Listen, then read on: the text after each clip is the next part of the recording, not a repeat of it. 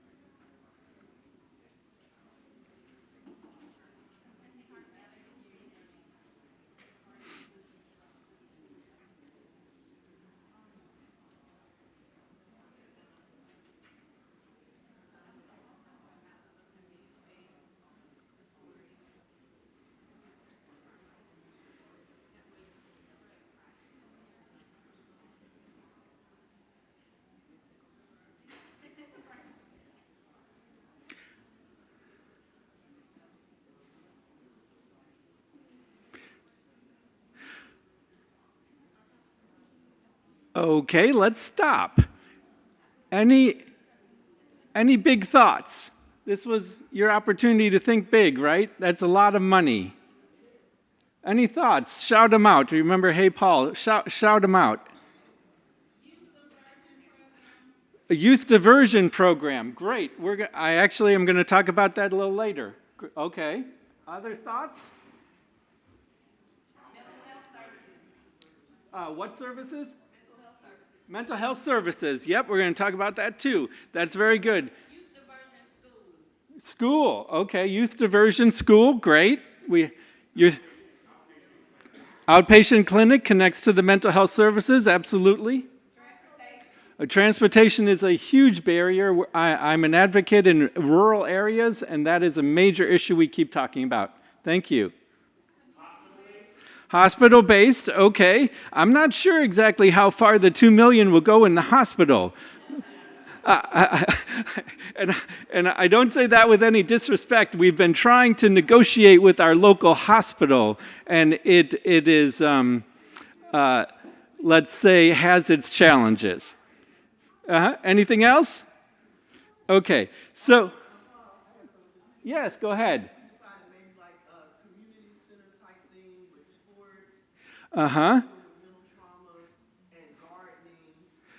Great. Yeah, those are very creative ideas, and I love creative ideas. We did this in a community listening session in a small town called Fairmont, North Carolina. It's where we are, south of Fayetteville, near Lumberton. And a little girl came up to the mic and she said, "Could we get an Olympic-sized swimming pool?" I said, I don't know. We'll have to talk to the town manager and see where else the bucks could come from. Okay, so when I was an assistant professor, back in 2000, I got my first federal grant, and I was so excited. And then senior professor came up. He said, "Yeah, congratulations." And then he said, "Getting a federal grant is a lot like getting addicted to heroin." And I was like, "Geez, thank you very much. That kind of takes the shine off of this." But then I have to tell you, 25 years later, I'm still looking for where my next grant is coming from, right? And so maybe room C over there, we can have a Grants Writers Anonymous meeting after my talk. So. Let me get to the next slide. I'm going to structure this in the next few minutes just like I would do this grant proposal that I've asked you to think about. One thing is, I have got to put my priorities now in terms of the DOJ priorities. Now, a gentleman said this morning when Amber was talking that with the termination notices that I'll talk about a little later, one thing that they said to terminate $850 million of CVI grants was, "You're not in line with our priorities." And the first thing I did as an executive director is I looked at my project abstract and I said, where am I not in line with the priorities? Because they didn't describe how I wasn't. And I had to show what was my work in each of these areas. Now, the new priorities, it turned out, were a lot like the old priorities. Except for the focus on special populations, underserved communities. That was now gone. But a lot of these priorities were very similar to the heart of our work before. And that's what I put in my appeals letter. I said, hey, look, my agency from this grant that you just terminated, did we emphasize law enforcement? Yes, we work with 6 different police departments and a county sheriff's office, and we've been doing that for about 5 years. Are we combating violent crime? Yes, our agency has a street outreach going on, violence interrupters in the community. We have trauma-focused juvenile court that I'm going to tell you about, and we have now employment training for folks coming through juvenile court as a diversion. So a number of those good ideas that you just had for the budget, That's exactly what we're also thinking about. And that's what I had to say and stand up for. No, the termination is not fair because we are in line with these priorities. But I had to walk them through that very closely. Now, protecting America's children. Anyone not on that priority in this room? It just didn't make sense. So, and helping victims of sexual assault trafficking, we also do that through our mental health services unit. So this was part of my appeals letter. The thing is, when I come to craft this grant, I have to ask myself a question that I'll ask you. What does this child need? He might need a mentor. He might need a playground. He might need a library. Yes, I can't afford that, but I do have violence interrupters that can go help him. I have employment services that can try and get him an internship. It might be at Chick-fil-A, but that's a beginning, right? So the question, though, what does this child need, is basically where I have to start any grant application.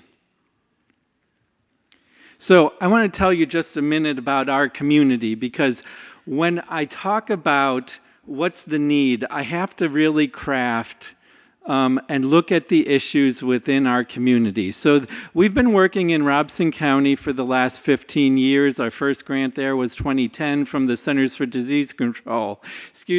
This was before CVI existed. It was community-based crime reduction, and before that, it was just youth violence prevention. So, the wine has changed into different bottles, but basically, the needs in my community have not necessarily gotten relabeled. One of the things that came up yesterday in terms of this discussion of social determinants of health was the focus on poverty. And so, yes, in my community, we have 42% of children living in poverty. That's twice the rate of the state, and more than twice the rate of the United States. So that is definitely a driver of some of the other social issues that we have. I always look at the crime data, and our crime data, I'll show you in a second, has been higher, about 5 times the North Carolina rate. And what you'll find in this talk is that I'm a big advocate of crime reduction in rural areas, because rural areas do not get as much attention nearly as urban areas. Those of you who are coming from urban areas, I respect, what you do exactly, but I was just on a panel, and we were talking about violence interrupters. And the violence interrupters, again, no disrespect, but in Charlotte, they can get on a bicycle and they can go around their neighborhood about 4 times in a day and see what's up. My violence interrupters that are back there, they have 950 square miles to go over. That's what Robeson County is. So you have to translate the work into a rural framework. That's what we've been trying to do over the last 10 years or so in these grants. And there are important factors within the rural environment. Okay, so that's a piece. Here's another piece. Like I said, it's often not thought of as a rural problem. But if you translate, usually those lists that you see of violence areas are per 100,000 residents. So Lumberton, North Carolina has 26,000 residents. We don't make it to that threshold.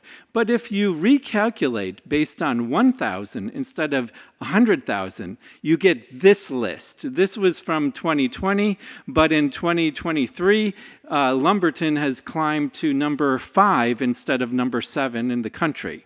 Okay? You start to see the problem in rural areas. And if you look at this list, sure, St. Louis, Detroit, but when I say CVI-PI, people say, oh, Baltimore, oh, Chicago, oh, Detroit. They don't think of Monroe, Louisiana, do they? I mean, and so my point here is that we have to kind of enlarge our thinking and help capacity building in these smaller areas as well.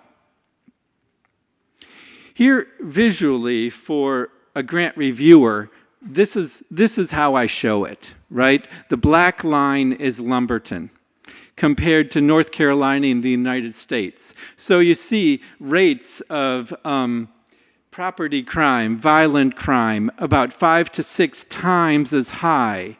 And yet it's a rural area that struggling with socioeconomic disadvantage, one of the most diverse actually in the country, other than in northern Alaska.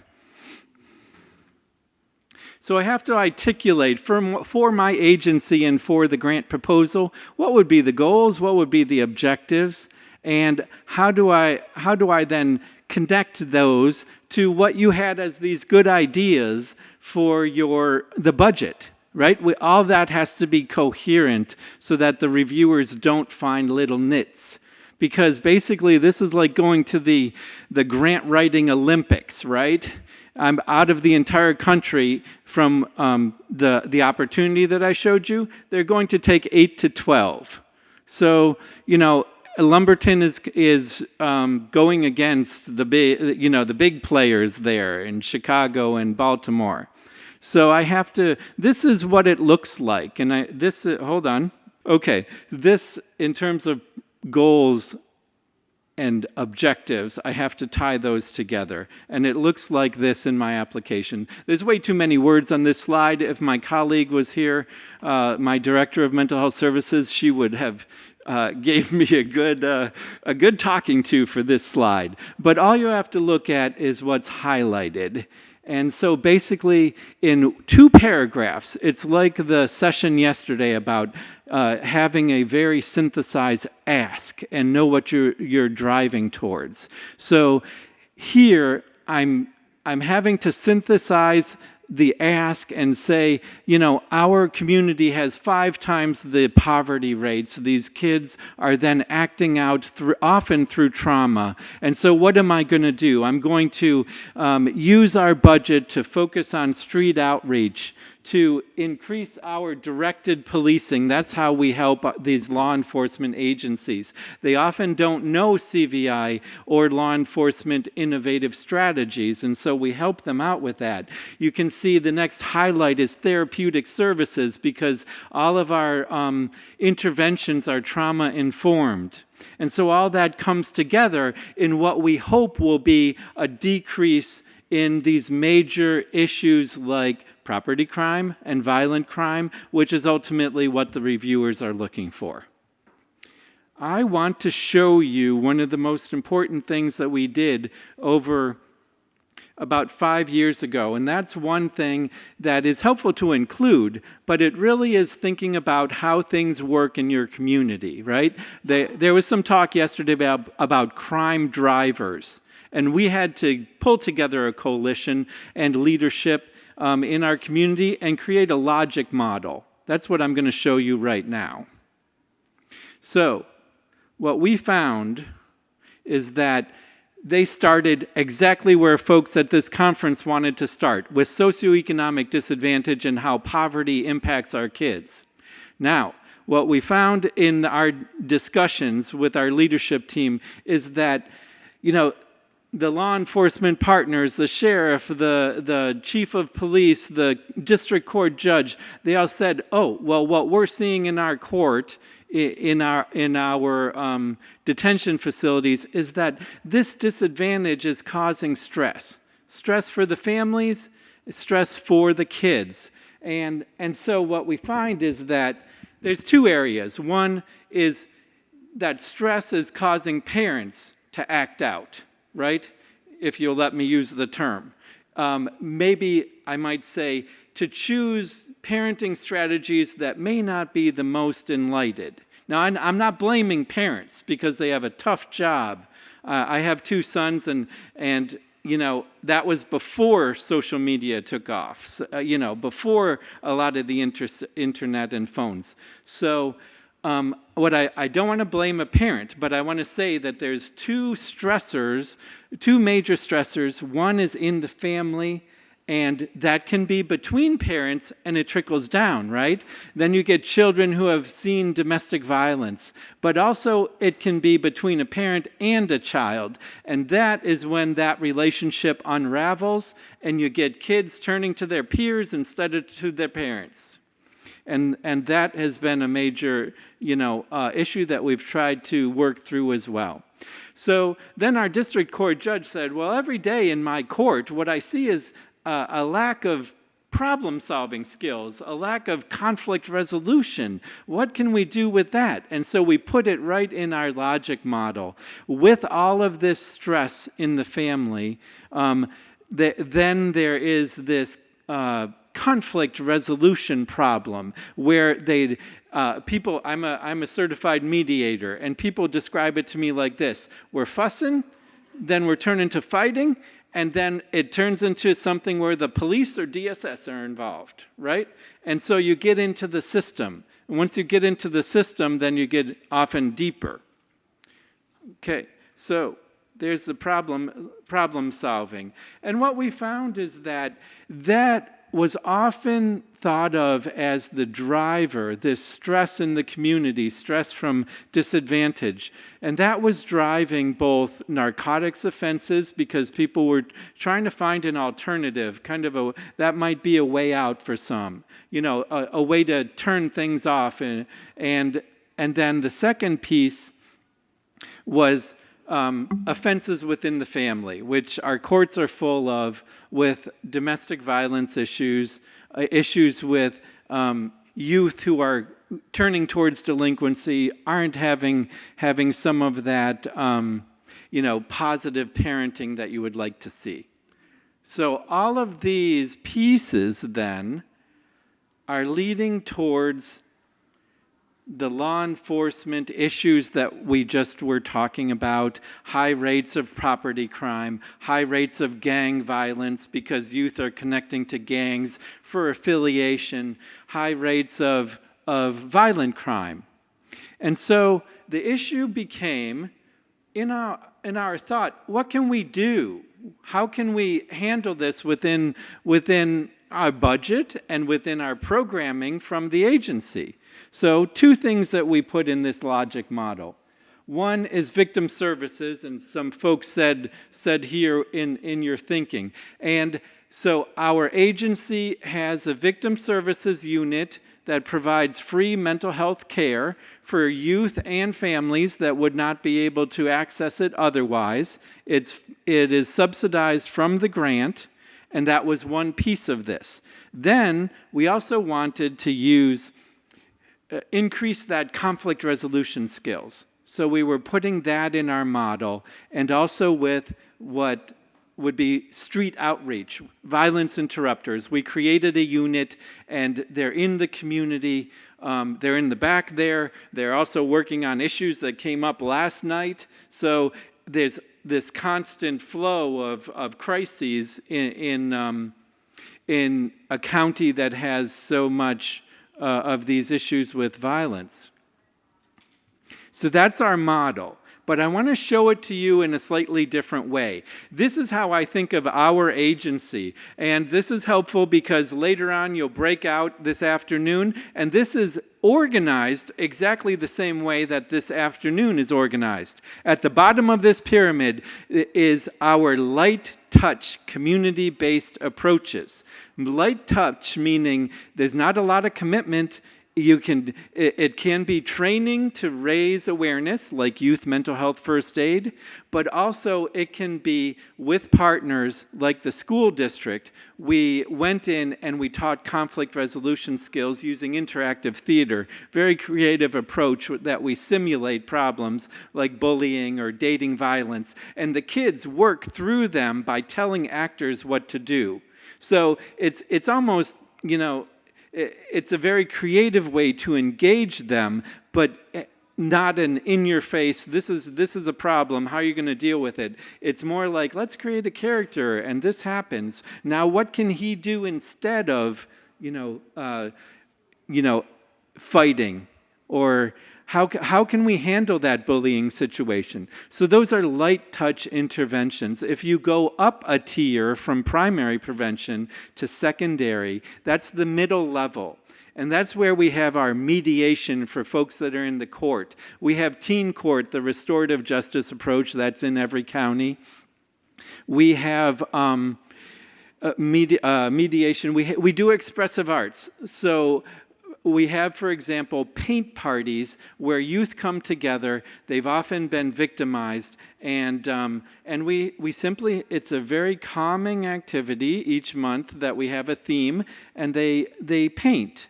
So this calms their nervous system, helps them connect with our staff, connect with each other, and has been a really positive community activity.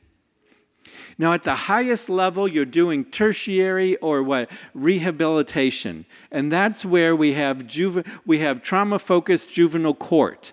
And I'll tell you more about that and the results in just a minute. But basically, those kids are getting referred, and they have had major offenses, gun offenses, gang offenses, assault, and we are assessing them for trauma to see if they need mental health services.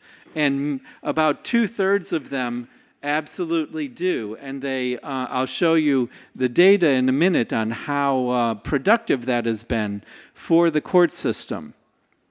So we also have mental health therapy. This is also for victims as well as the youth who are perpetrating offenses.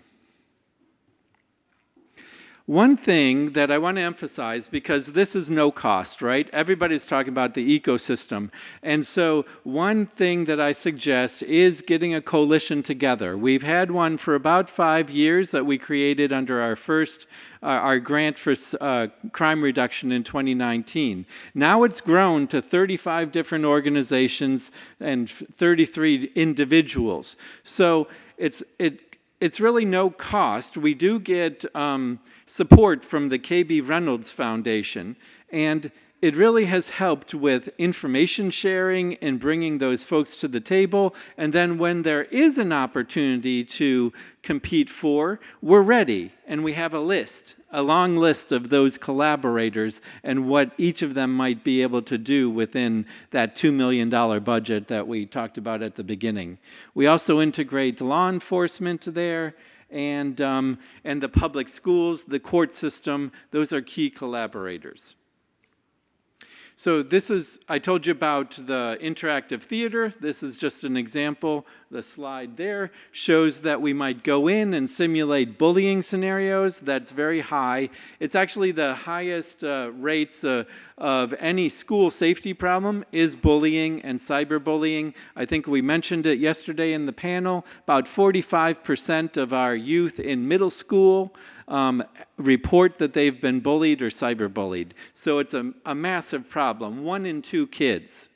And those victimization experiences, by the way, the FBI has done some nice research on mass shootings. And what they found is the most common risk factor for a mass shooter event is having that shooter have had some type of victimization experience that then they are acting out from. Okay.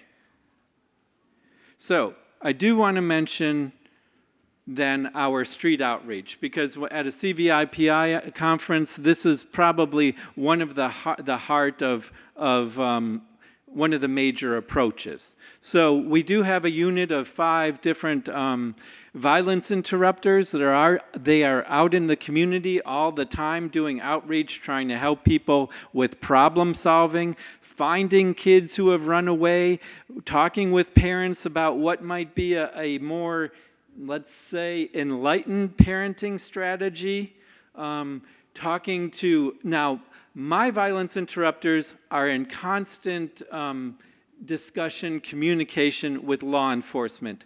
I know some don't. They won't interact with law enforcement. I understand that. Mine do, because in this rural area, we cannot afford to separate that out, to separate out law enforcement. And in fact, it is my belief that our law enforcement has become more enlightened and more connected to the community because of the liaison work that my violence interrupters have done.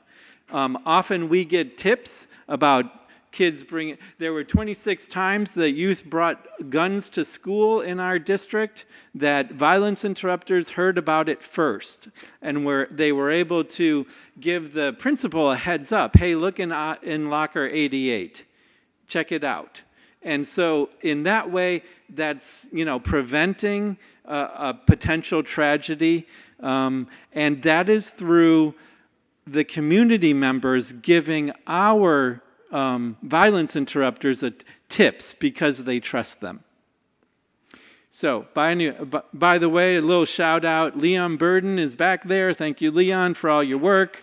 Wendy Locklear is back there, and so is Dina Locklear. So thank you for your work every day. That every time that there is a shooting, and it's way too often in our county, they are responding. So it's a very stressful job. Yeah, so let's see with our, I'm going to show you a very quick video highlighting our work with our violence. I'm sorry, could you do the other one, the link that is the top link? Robeson County Sheriff's Office named a 16-year-old who was shot and killed in Red Springs last night. Thanks for joining us at 6. I'm Trish Williford. Edward is off tonight. Officers found Tony Craig dead on Warren Street. Authorities say they have persons of interest in this case.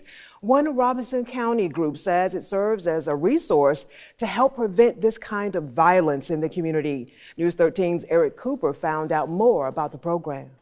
The shooting death of a 16-year-old in Red Springs is why violence interrupters like Leon Burden say they're here at the North Carolina Youth Violence Prevention Center in Lumberton, trying to give back. I wanted the kids to have a better life. I know a lot about the streets, so I wanted to do something different. I ended up doing 15 years of my life in federal prison, so I wanted to give the kids something back that would help them so that way they didn't have to go to jail. Leon Burden is a violence interrupter at the center and even heads his own program called Colors of Life. It's an effort to help stop violence in his community. Sometimes we get calls from law enforcement. We go help assist with that. Sometimes we might get calls from school teachers, principals, and we go out in the community and deal with the situation. Parents give us calls. Calls come from all over. Wednesday evening, a 16-year-old was shot and killed on Warren Street in Red Springs, just minutes away from the Red Springs Police Department. Interim Red Springs Police Chief Justin Hewitt wrote in a statement in part, quote, "As a parent, my heart is heavy for the family and the community affected by the senseless act of violence." Dr. Paul Smokowski is Executive Director of the Youth Violence Prevention Center. He says situations like Wednesday's shooting makes their job even more important. Many times when there's a shooting, then you're bracing for the next one because of revenge or a gang affiliation where they come back to it. And so we try to have our violence interrupters engaging the community. Funded by state and federal grants, the center provides a number of resources for victims, their families, and in some cases, the accused. Every gun tells a story. You need to stop shooting and killing one another. It's other things we can do as a positive role in our life, in our communities. The shooting in Red Springs is still under investigation. Anyone with any information is encouraged to call the Red Springs Police Department. Reporting in Robeson County, Eric Cooper, News 13. Thank you. Okay. So our violence interrupters are constantly working with law enforcement on crises that come up, and they also mentor youth so that there's a positive role model in their lives. So I'm going to show you in a minute the data of effectiveness. And so I'm going to go just a little bit faster now. This is an example of a monthly report with the federal getting federal funds. Each month we have to do a progress report, so it's kind of constant reporting. And so our violence interrupters are usually have on average about 800 different interactions in the community per month. I just want to show you at the bottom of this slide a little success story. So, for example, with this young man, he came through the justice system, so he was getting delinquency charges, assault charges. He was working with, gang affiliation. He was getting property offenses. He was referred to our diversion program, which I'm going to show you the data in just a minute. But we were able to give him really close mentoring, and then we found out that he enjoyed working on cars, and we helped him start his own business. When I say we, I mean our violence interrupters, not me. And we started his own business detailing cars, and that sort of was that positive sort of redirect that he needed in order to change some of the decisions for his life.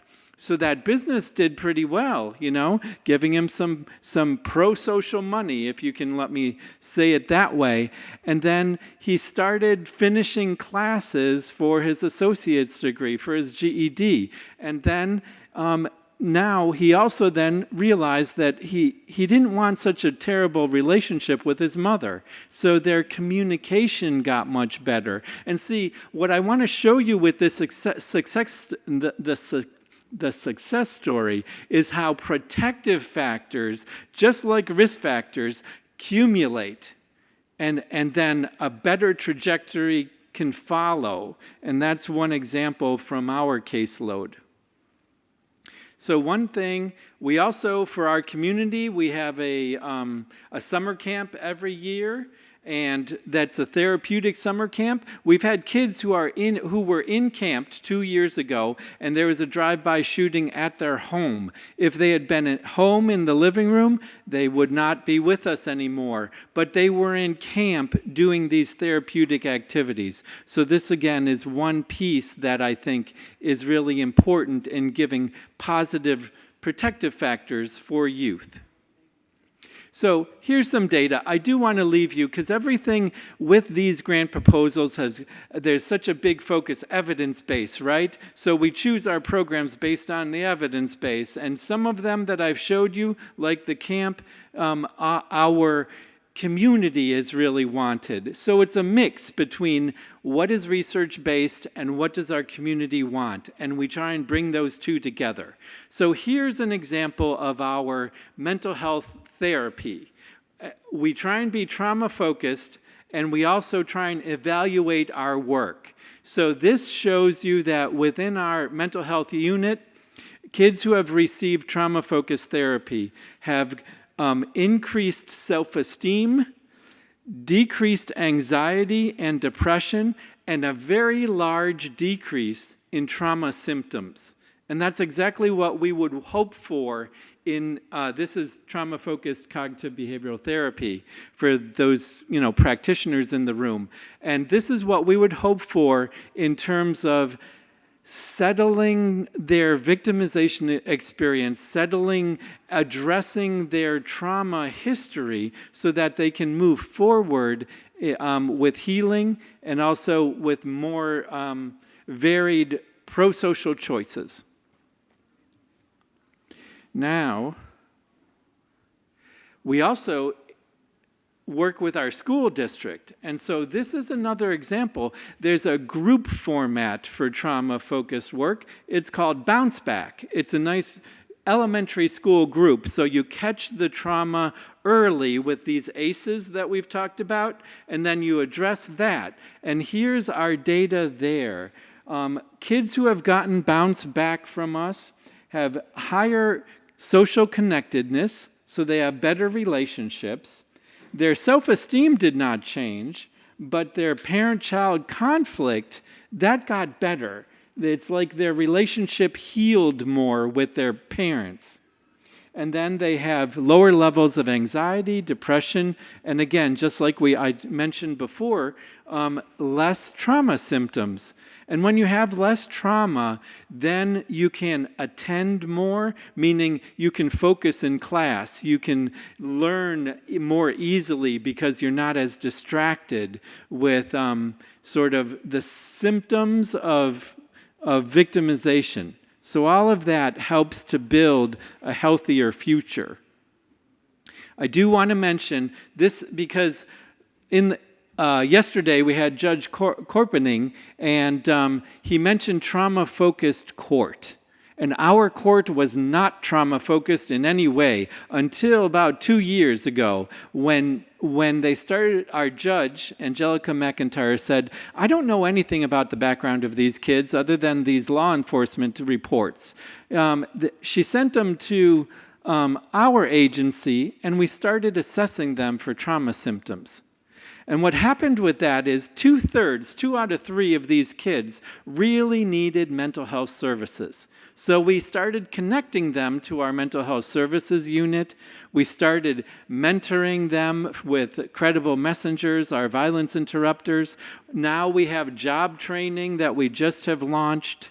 And what we have found is that our recidivism rate is 9%. That means 91% of these kids are staying out of court. They're not reoffending. Now, I think Billy Lassiter said yesterday, the regular rate is at least 33% reoffend in a year. So this shows you that a trauma-focused approach is much more effective in bringing those reoffending rates down. Okay, so what does that mean for the larger community? Not necessarily for that youth, but what we found is that those rates of property crime, violent crime, went down. So this chart shows you, just look at for example, in our county, just look at violent crime. It basically was the same on this chart. Now, this is after we started our trauma-focused court. With violent crime, it was constant in North Carolina. I'm looking at the second line down. But in our county, it decreased 26% after we put in trauma-focused juvenile diversion. Index crime decreased 22%. Murders decreased 70%. This is in 1 year of how important that trauma-focused approach with juvenile court was. So I'm a strong believer in evaluation, and this shows the production, how productive that program was. Let's see, I don't have much time for this. I try and put it all in one slide, but I will summarize for you.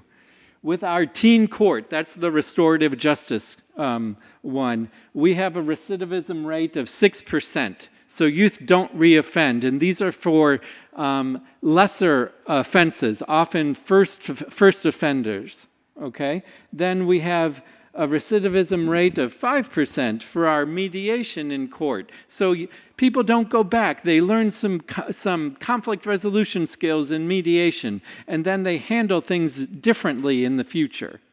Our juvenile court diversion program, like I said, it's 9%.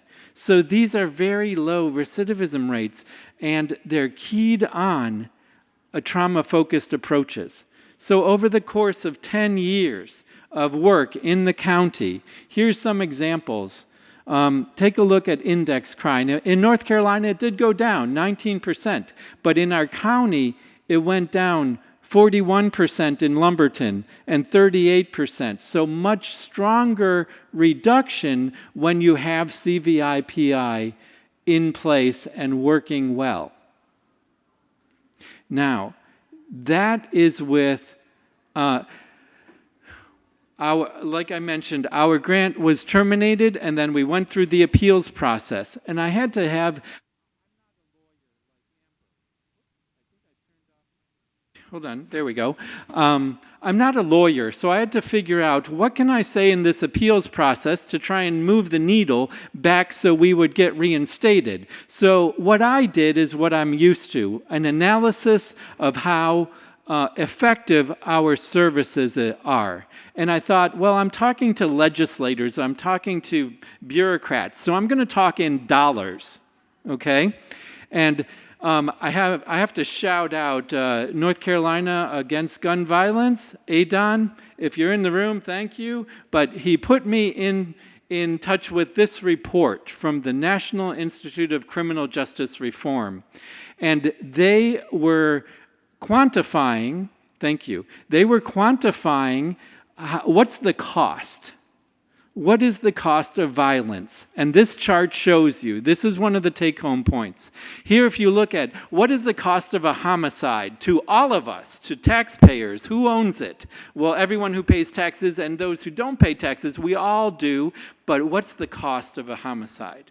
So this report actually put a number on it based on the cost of law enforcement, incarceration, hospitalization. It basically, there at the bottom, the average cost of one homicide is about $600,000.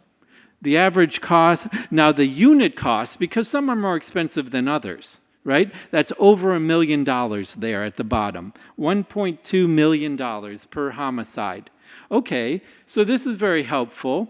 What if I thought, what if I pair that with my information that I have about how rates have gone down in my county?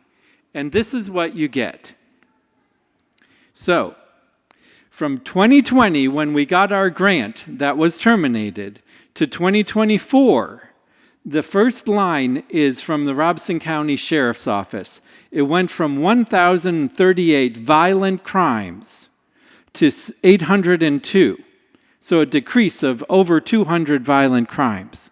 So what's the dollar value? Now I know the human value, but what no one knew the dollar value. Well, that was saving in response costs about $79 million. Okay?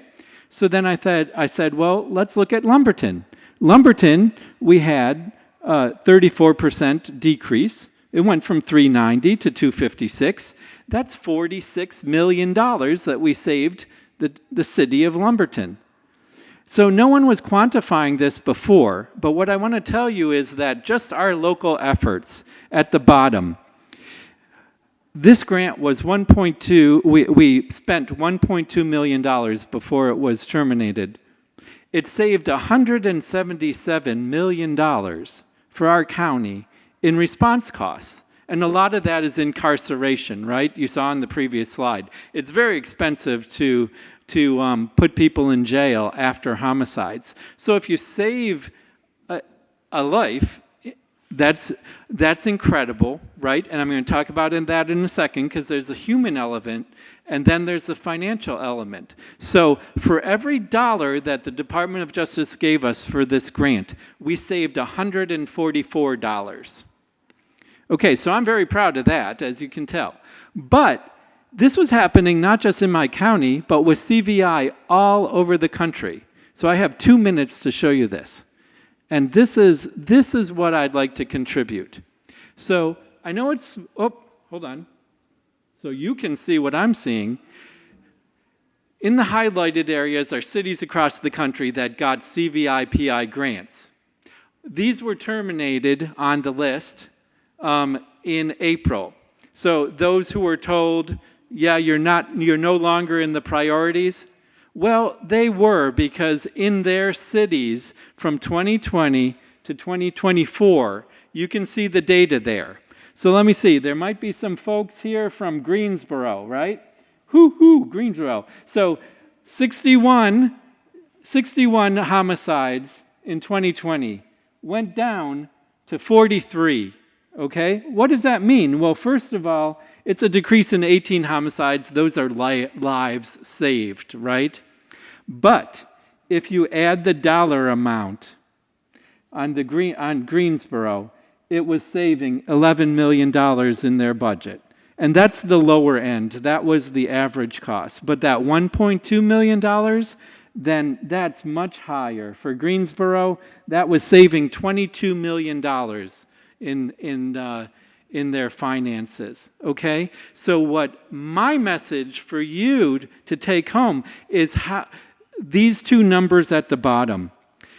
In that 4-year period of these grants that policymakers decided to terminate, those grants had saved in their cities 1,543 lives, decreased in homicide rates, okay? So that is really important in terms of human suffering. However, if you translate for legislators into dollars, that was almost $1 billion saved at the bottom there in the middle. And if you use the 1.2 million that is the cost of a homicide, then that's $1.9 billion that was saved, potentially from response costs. And so they thought they were doing a cost cutting, waste and fraud and abuse, right? And they cut $810 million. However, a lot of those grants were halfway, 3/4 of the way through, so they really saved more like $350 million. And in doing that, they lost the momentum of a $2 billion initiative that it's not just money, right? It's those lives. And that's what I'm showing you, both. The lives that were saved and the taxpayer dollars that we can show. And this is what I put in my appeal. And, we did get reinstated. I'm not sure what the conversation was. I like to think maybe this persuaded them that we were valuable. I don't know if that's the case, but that's what I like to think. So I'm going to leave it there, and we'll open it up for questions. Thank you.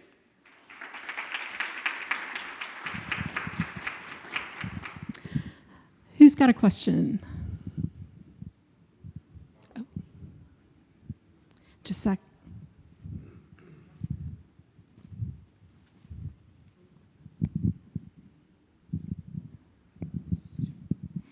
Yeah, hi. Hi. Can you tell me, how do you keep your violence interrupters motivated? Yeah, that's a great question. I'm going to ask them.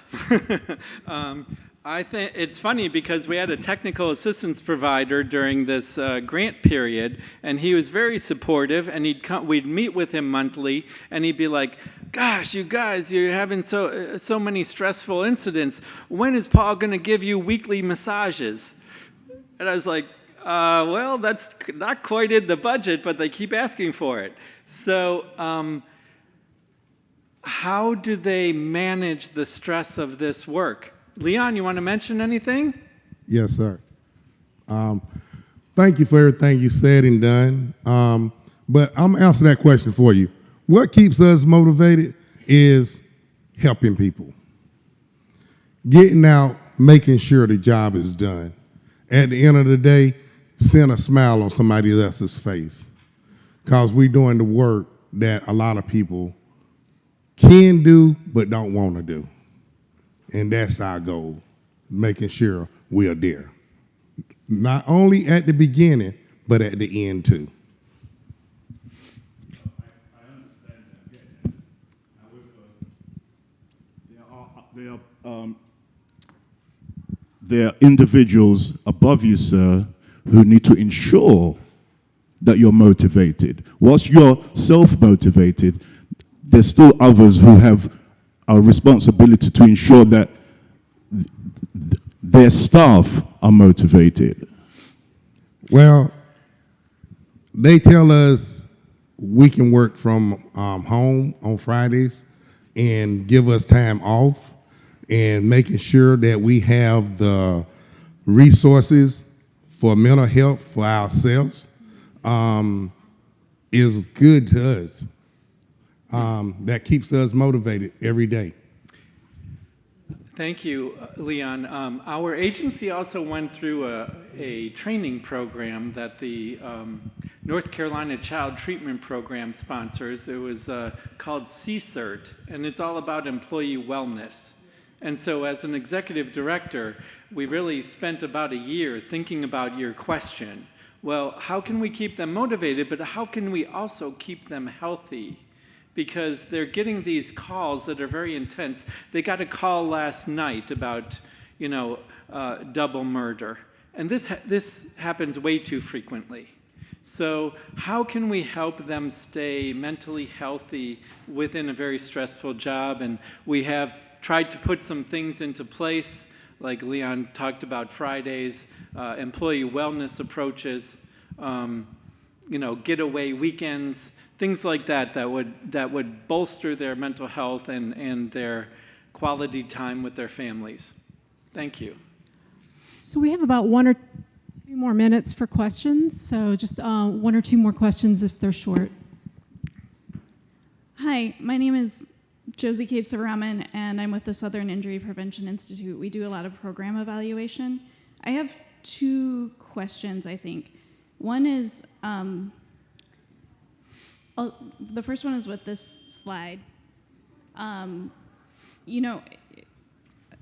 I think that there are a lot of entities working on violence across these cities, so it's possible that in Greensboro, the police department is also taking credit for the 18 lives saved if we're to assume that it's a consistent rate over time. So I wonder about navigating that, and then I also had a question about the slide before. Sure, absolutely. I think that for the progress that we've made with CVIPI, and yesterday we talked about it being a collaborative ecosystem. So when there's progress, like you just mentioned with Greensboro, it's great that they're taking, that they're investing, saying that look at the decrease. It's law enforcement. But those mental health services in Greensboro could say the same thing. Look, we've contributed this and look at the decrease. And I think that we should be generous with the praise, just like when things go up, there's a lot of blame, right? So why not say this whole ecosystem was working? And so I'm not, in the earlier slide, I'm not saying my agency only created this decrease in Robson County, but all of these collaborative relationships, the coalition, all of these programs, that I think was the positive direction that I think is tied to a lot of the decrease that we've seen. Thank you. Could you go back 1 slide? Mm-hmm. That one? Yeah, thanks. So these were, if I understand right, like national averages, and I just wondered how the Robinson County Sheriff's Office, do they have a budget consistent with $80 million in savings? No. So those two things are not linked. So they don't have an $80 million budget, but conceptually with the amount of decrease, I'm trying to give it a dollar value. And so it isn't that now suddenly they have those extra dollars. Their budget might only be $20 million. But what I'm saying is in the societal costs of responding, which are in the previous slide, this one, a lot of those costs are connected to incarceration, right? So if you aren't putting folks who committed murders into prison, you're saving that money. So this slide that you're pointing out, these aren't national rates. The rates are local from the data that we've collected with them, but they are the same. They're violence incidents, they're property crimes that are coming through these police departments, and the decreases there. What I'm trying to do is give a dollar amount based on the previous information of what would be the value of that. What's the financial value? Has nothing to do with their budget. That's a good point. Thank you.